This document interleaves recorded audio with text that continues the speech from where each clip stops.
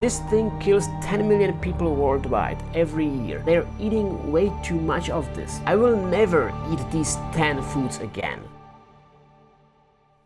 I made this video because I saw many diabetics either eating or being recommended to eat these 10 foods. But guys, no matter if you are type 1 diabetic, type 2 or pre-diabetic, you might want to cut down on some of these things. Here is why. Let's start with the most harmful food, number 10. And it's very interesting because number 10 is very healthy in its natural form. But we often consume it fried, salted, or even with some fancy coating that has added sugar. You guessed it, number 10 are nuts. Wait, did you think nuts are healthy? Well, yeah, nuts are a great source of protein, healthy fats like omega-3s, fiber and minerals. There is no question about that. But you need to have them in their raw form. Don't eat those with added sugar, which will spike your blood glucose, processed fats in which they are often fried, and all the sodium from added salt. It's not so difficult to find all kinds of nuts in their natural form in the supermarket. Don't buy them at the gas station or some other quick stop place,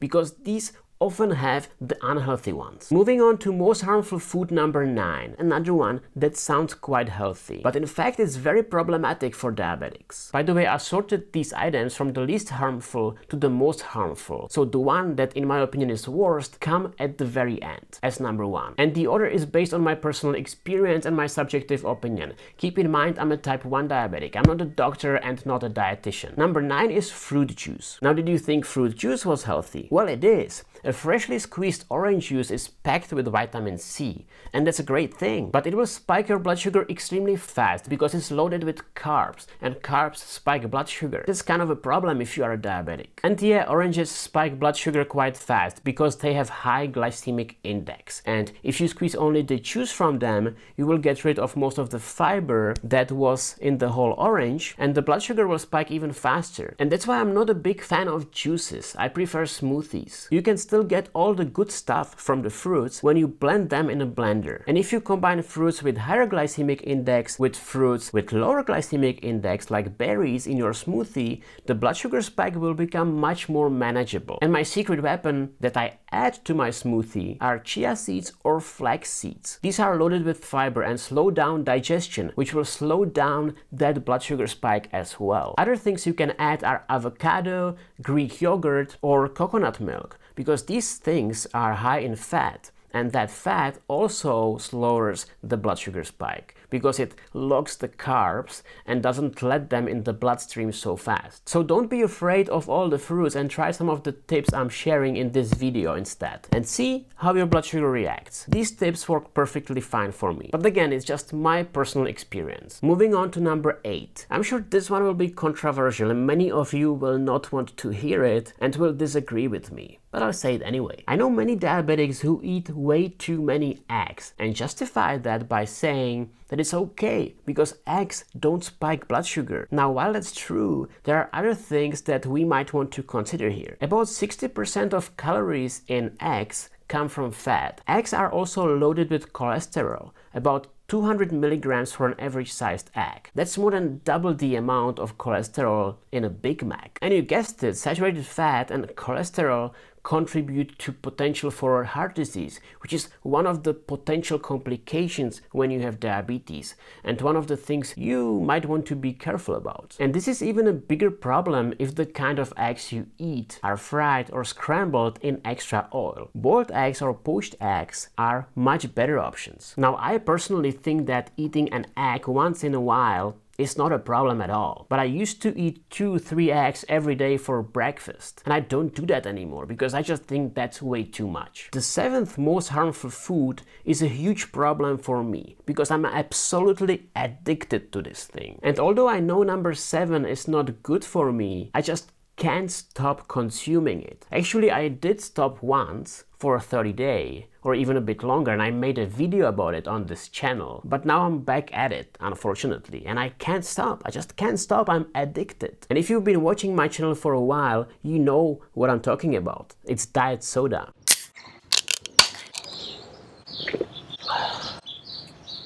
Oh my god, it tastes so good. This one looks really innocent at the beginning, because if you're diabetic, it makes a lot of sense to drink Diet Coke or Coke Zero instead of regular Coke. It doesn't have any added sugar, right? So it must be better. But it includes a lot of additives and artificial ingredients, including sweeteners. These ingredients are full of unnatural chemicals that can cause your body to crave more sweet foods in general and might lead to overeating, which I can kind of see on myself. And in my case, another side effect of drinking way too much diet soda is that it ruined my teeth. I lost most of the enamel from my teeth, which will cost me a lot of pain and a lot of money very soon. I reached a point where I need to have a major procedure done really soon to basically add porcelain veneer on each of my teeth. This is a thin shell that's custom made, so you can imagine this will not be cheap. So stop drinking diet soda if you still can. This one is not up for discussion.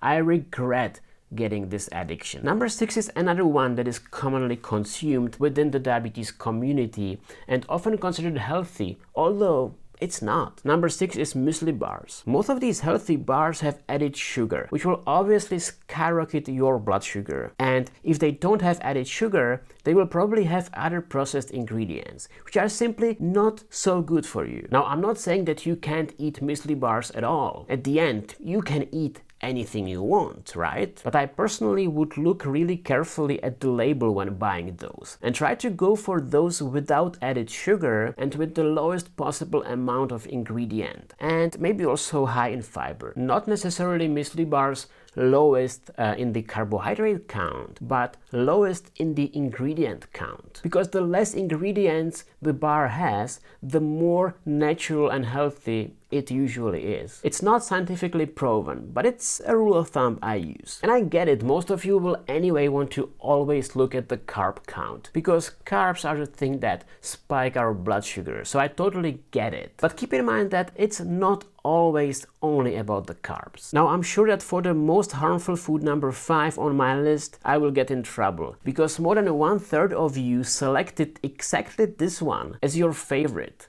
on my community tab. But before I tell you about it, I want to quickly talk about one tool that really helped me eat healthier and more blood sugar friendly meals. It's a phone app called Cranio. This app will help you build your own blood sugar friendly meal plan. You just need to go through a quick 2-minute questionnaire. After that, you get a complete meal plan with instructions on how to make each meal, and best of all, you get a shopping list that you can print out and head to the store. I partnered with Cranio and they have a 79% discount code for you, which is TOM79. If you want to try Cranio, there is a link in the show notes. So the most harmful food number 5 is steak. And I used to eat a lot of steak and beef in general, but I recently cut down on these things for a similar reason why I cut down on eggs. Although steak doesn't have any carbohydrates, it's quite high in saturated fats and cholesterol. So not spiking my blood sugar immediately, but definitely not healthy and potentially triggering other issues like the heart disease we already talked about. Now, I totally get it. When you want to go out for dinner as a diabetic, it's definitely a lot easier to go to a steakhouse and have a steak with salad rather than going to some Asian or Italian place, because these places are guaranteed to spike your blood sugar to the moon. In the steakhouse, you can get a really blood sugar friendly dinner. Steak with salad has almost no carbs, but eating too much steak, consuming too much saturated fats will negatively impact your insulin sensitivity, no matter what type of diabetes you have. Moving on to the most harmful food number 4. And I hope my wife is not watching, because she loves to invite family and friends for a Sunday afternoon coffee and cake. And the coffee and cake kinds of foods like donuts, muffins, cakes, and your 580 calories and 95 carb mocha cookie crumble frappuccino from Starbucks are loaded with sugar. There is literally nothing healthy or blood sugar friendly in them, and they will simply spike your blood sugar to the moon. Many of the things I'm talking about here will spike your blood sugar to the moon, so I probably said that already 5 times in the video, but it's true. Now again, I'm not saying that you cannot have a cup of black coffee in the morning to get you started, because that's exactly what I do. But keep in mind that even black coffee can spike your blood sugar because of the caffeine that stimulates your body, and the blood sugar just naturally goes up. Plus, studies show that caffeine stays in your body for 16 hours. And so if you drink coffee or any other caffeinated beverages in the afternoon, it will certainly negatively impact the quality of your sleep. And quality of your sleep has direct impact on longevity. So if you want to live longer, take care of your blood sugars and get a good sleep. Don't drink too much caffeine. I will definitely try with my Diet Coke addiction. In terms of cakes, donuts and muffins, I am way stricter and I would suggest that you simply avoid those like I do. And if you really love cakes and just can't live without them, then maybe check a video that I will link down there, where I shared some of the tips for friendly diabetes baking. The most harmful item number 3 is pizza and fast food. This one is an evergreen. I hear so many diabetics, especially those who are insulin dependent, talking about how difficult it is to get the right dose of insulin and time it correctly when eating a pizza or a burger with fries. And the reason why it is so difficult is that these kind of meals kind of spike your blood sugar twice.